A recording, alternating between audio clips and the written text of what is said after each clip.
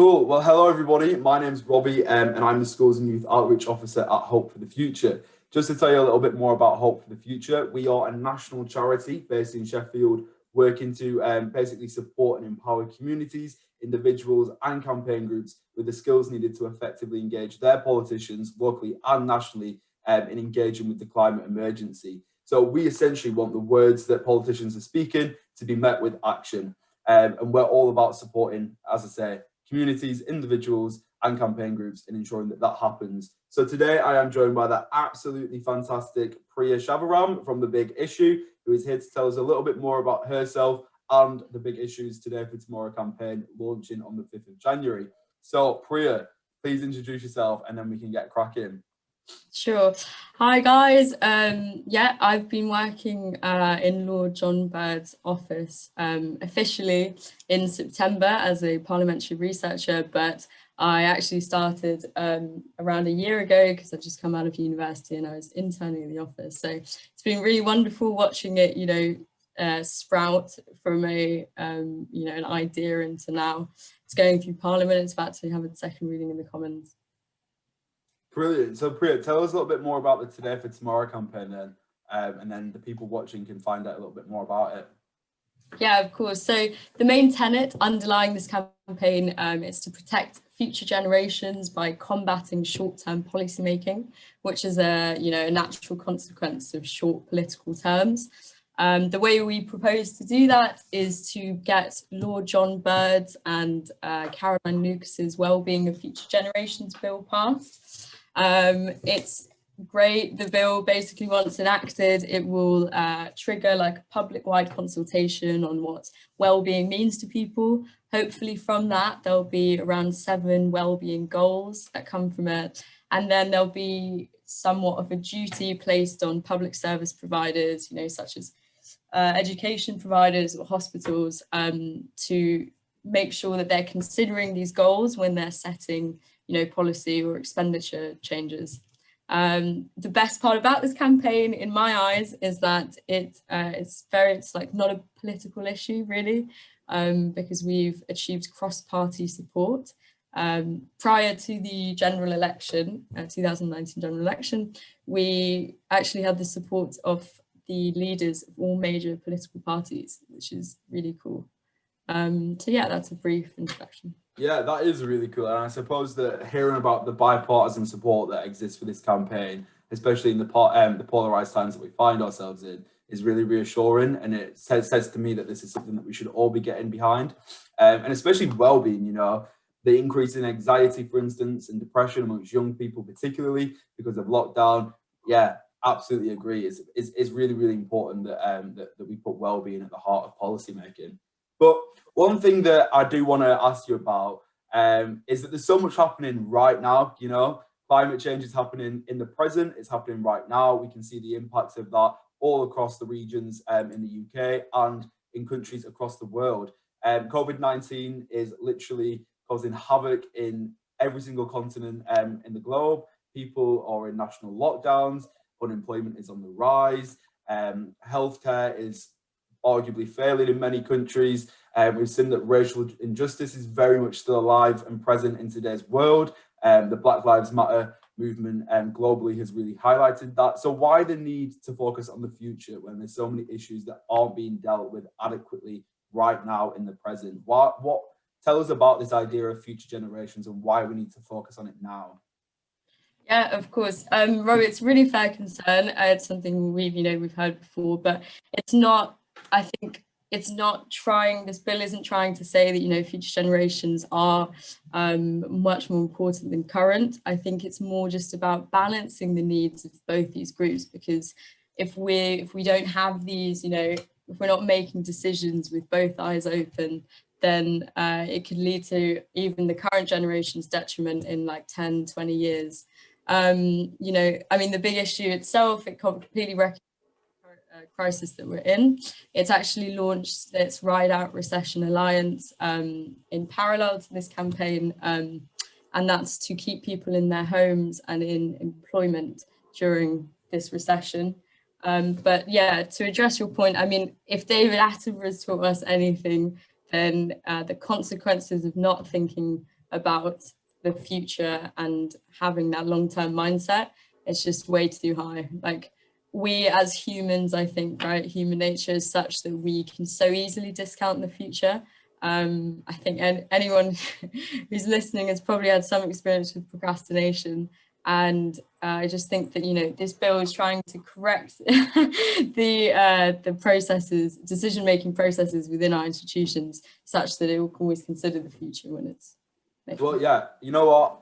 Absolutely. That was a really good explanation, and it really helped me to understand the need to, as you say, make decisions with both eyes open, because like David Attenborough has taught us, you're right, you know, many of the things that we're experiencing right now, the climate emergency, the COVID-19 pandemic, if foresight was, you know, put into place and the well-being of future generations was considered in previous years of policy making, then maybe we wouldn't be in the crises that we're experiencing right now. So tell us a little bit more about the second reading of the bill then, when that's coming up, and again, why in a political environment where, you know, COP26 is on the horizon, Brexit is happening, there's so much going through Parliament at the minute. Tell us about the need for the second reading right now. Yeah, sure. So it's actually funny. So the second reading of the bill was actually meant to be in November. So just, you know, a couple of months ago when this airs.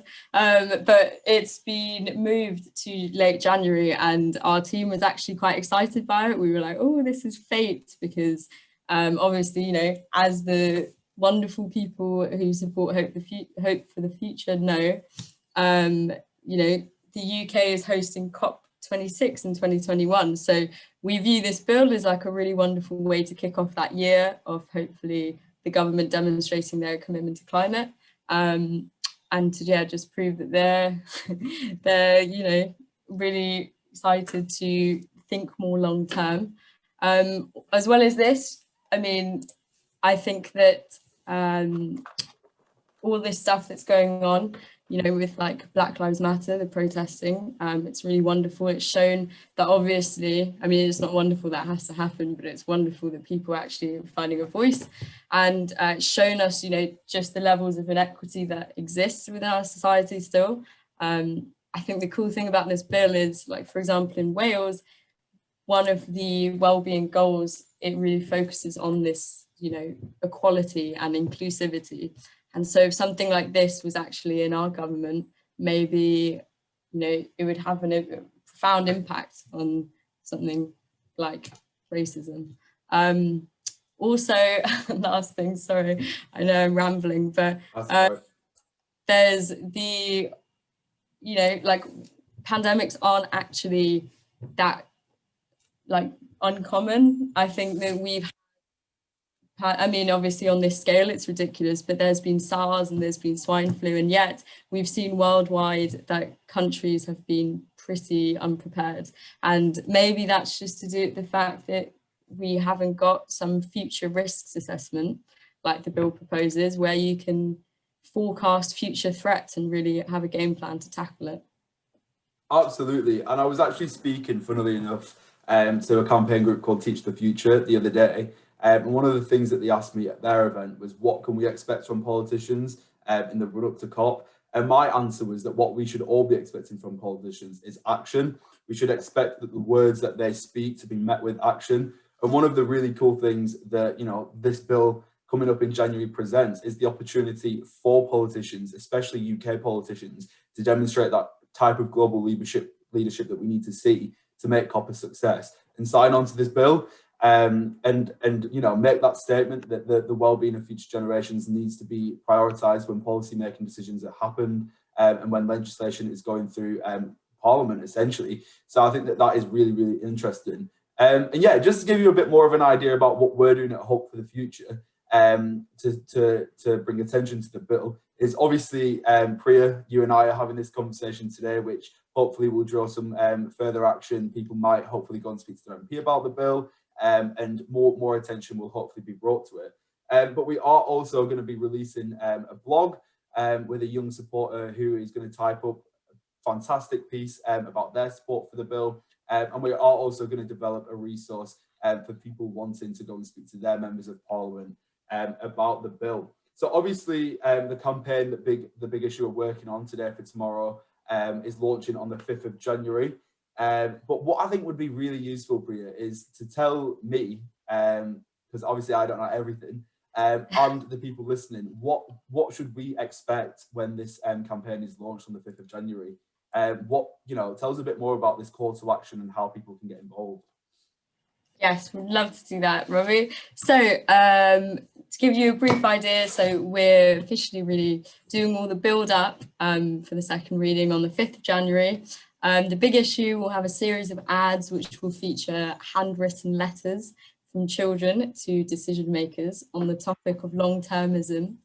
And those will also hopefully feature in some of the national newspapers.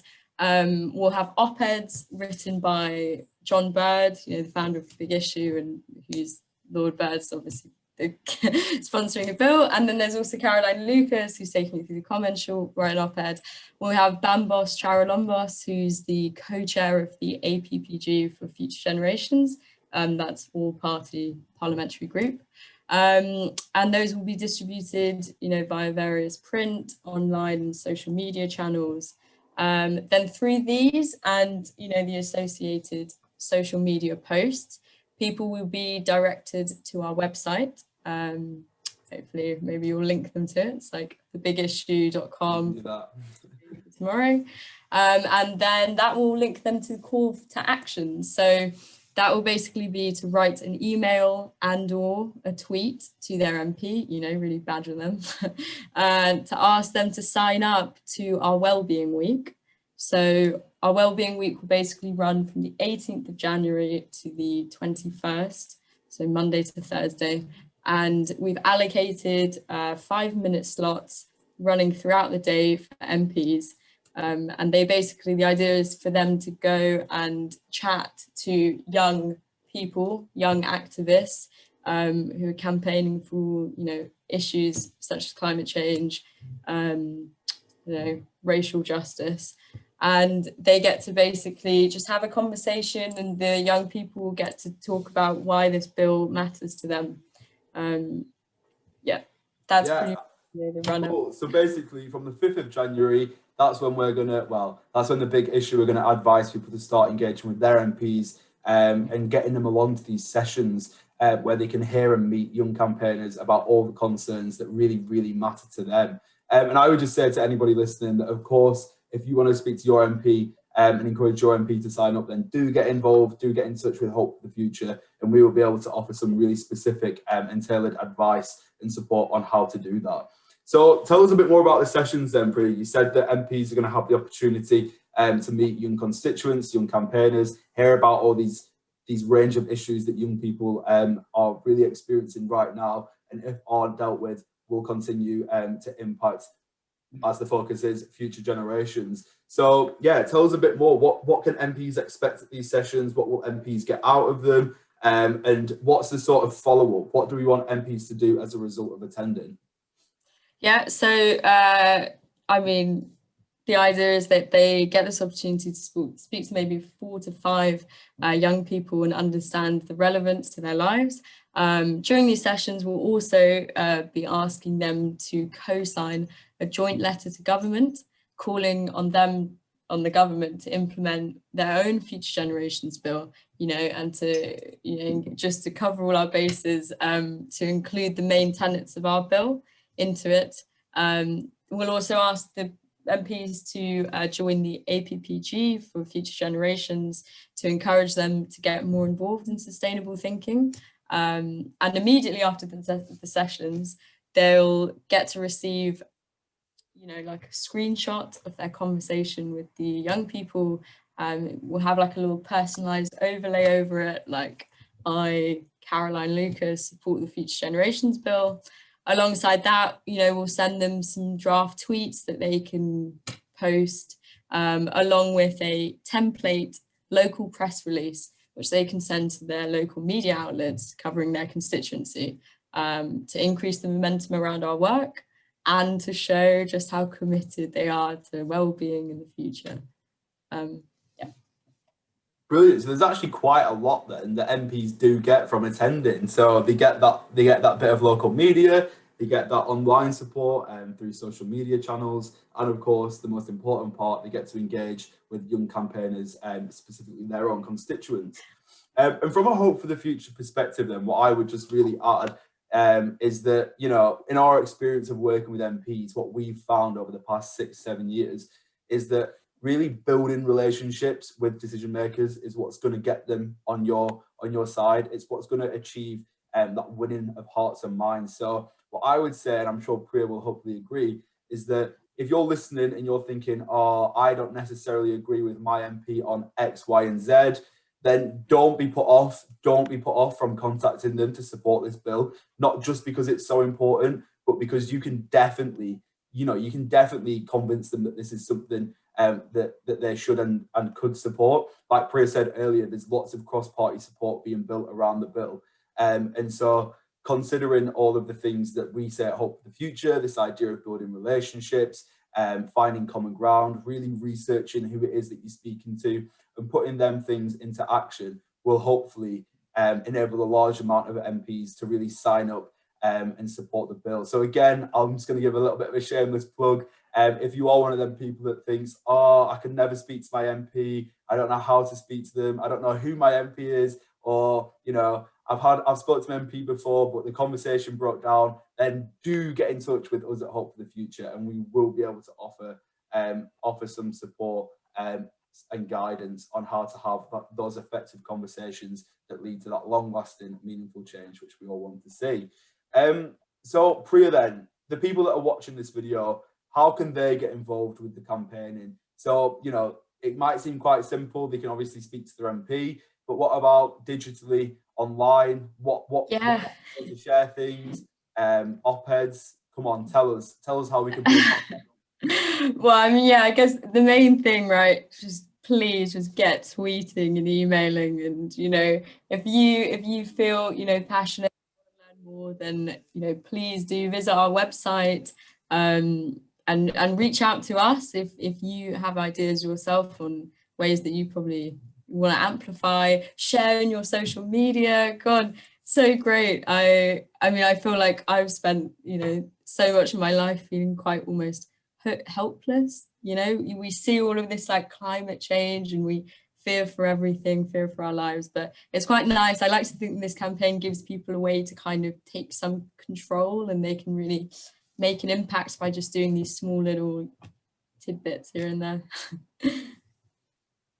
Yep. Absolutely. And it really, it's about. And Robbie, you know, what are you going to do to get involved? What am I going to do? Well, I suppose that I'm going to have to write to my MP now, aren't I? I think so. We can hopefully expect some correspondence from myself. I mean, we put in young people to shame, wouldn't I? If I was, you know, sat next to Priya, well, virtually sat next to Priya, who's basically working so hard on this campaign, and then advising other young people to get involved. So yeah, I'll make that commitment today. I'll be following up on that. Absolutely, should follow up on that. So yeah. I will definitely be writing to my MP and encouraging him to attend one of the live sessions. So hold me to account, check my Twitter or whatever, and you will see some correspondence on there. But yeah, so what would you like to then see during your call to action in January? What would be, if we're thinking like numbers, or if we're thinking like more practical things, what would be sort of a success for you? I think, you know, on a more personal level, I think it would be really beautiful to see like a broad range, like people from a really broad range of backgrounds reaching out and just explaining kind of the relevance to them of this bill. Because I do think that, you know, something so broad like well-being and you know, trying to combat short-termism is kind of relevant to everyone. So it'd be really lovely to see people engage with that from all over. And, you know, on a more measurable scale, if we could get the hashtag future generations trending on Twitter, that would really just make our years complete. Okay, so that's what everybody who's listening needs to do then. On the 5th of January onwards, get hashtag future generations trending on Twitter. And then hopefully we'll be able to build broader support around that. And just to add, one thing that I will say is that I definitely agree with the point about inclusivity, because after so many different engagements, conversations, after facilitating lots of different workshops with MPs. One of the things that always crops up that MPs say is, you know, it's the least typical campaigner that is the most effective, because what MPs hear from all the time is the people who are really engaged in politics, the people who, for them, politics and climate, it's their bread and butter, it's what they live and breathe. So the people that MPs really want to hear from, the people that are really going to move an MP from sort of not agreeing to supporting and signing the bill, is the people who do not get involved in politics. So if you're one of them people that doesn't vote, that has never written to your MP, then this is my call to you, and I'm sure Priya will agree, get involved with this stuff, because you know, like we've established, the well-being of future generations being interconnected with current and real-time present decision making is really, really important to ensure that all prospects as young people, the prospects of the people who are yet to be born, can be safeguarded, and that, you know, our communities in the long term are resilient, and that, you know, people are happier, people live better lifestyles, people are healthier, and all them sorts of things. So with Robbie, that was lovely. Lovely words, lovely words. And just to coin one last phrase, this is all about making decisions with two eyes open. So let's wrap up then, and just say that thank you so much, everybody that is taking the time. I don't know what you guys have been doing whilst listening to this call, maybe making a brew, doing some washing, procrastinating maybe, but thank you so much for taking the time to listen to mine and Priya's conversation. Hopefully you've learned a bit more about the bill. Hopefully you've learned a bit more about what you can do to get involved. And Priya, I'm going to pass over to you, and you can make any closing remarks and round up.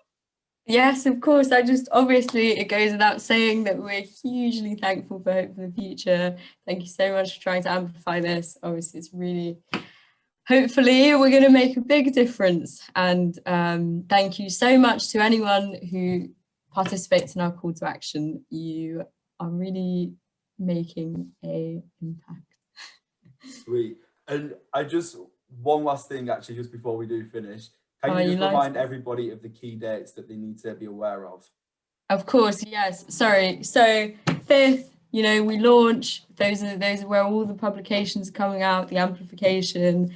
The 18th to the 21st is Wellbeing Week. That is when your MPs need to get going, jump on Zoom, and the 22nd is the bill reading, the second bill reading, although it is like last on the order paper, so it may get rescheduled, so don't hold me to that. Brilliant. Well, thank you so much for that. And yeah, everybody, hopefully you can keep them dates in mind, but we can signpost you onto the information that you need. So once again, thank you so much for that, Priya, and thank you for everybody listening.